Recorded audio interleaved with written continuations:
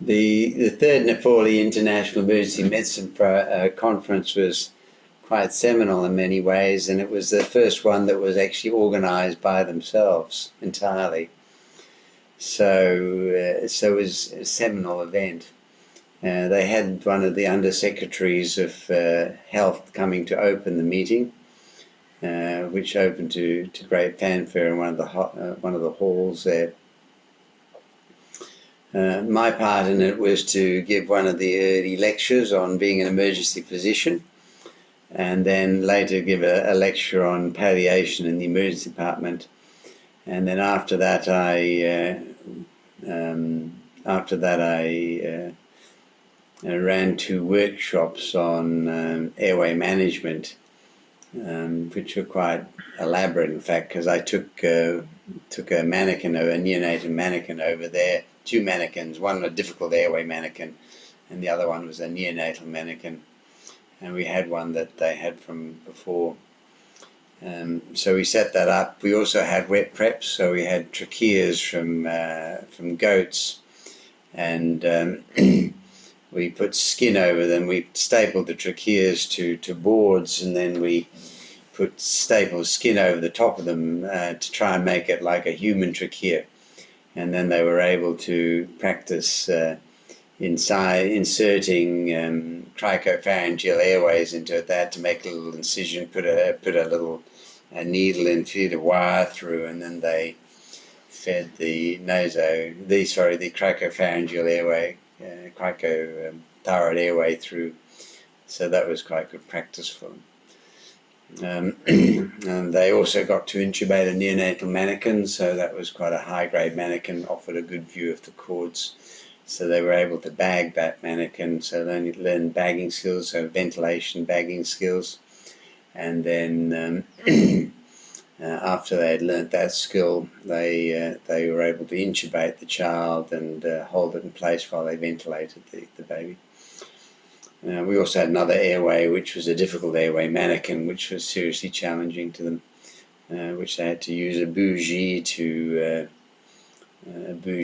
insert. They put a bougie, like a long tube, plastic tube, fairly stiff, down into the airway, and then railroaded a endotracheal tube over it. But the neonatal mannequin was actually the only mannequin there that was intact, which could be bagged. So we were able to. We had the appropriate size face mask and appropriate size Giddel airway, so we were able to bag that as well as intubate it. So that was good skills for them. And given developments after the conference, it was probably timely that they'd done that. We put 32 people through the program, 16 on each day. And so one of the problems with doing workshops is that they commonly have forgotten their skill by the time they come to apply it. But in this case, with an earthquake, within a week of undertaking their training, they might have had immediate opportunity to apply their skills, a bit unfortunate in some ways, but there may have been a multiplier effect of about 32 in undertaking procedures throughout Kathmandu and Nepal with this newfound airway skill. And we had a variety of trainees. We had paramedics there, and nurses, and also junior doctors. So we had a range of trainees, some of whom had never intubated before, so this was an entirely new skill, or never done airway management skills before. So hopefully they learnt and retained their skills for later application in the emergency situation in the Nepal earthquake. The earthquake itself obviously was a great tragedy, and I was actually on the ground in the airport at the time that the earthquake struck. We were just boarding the plane, and the plane shook violently for about 30 seconds, sufficiently violently for us to have to sit down and then settle down.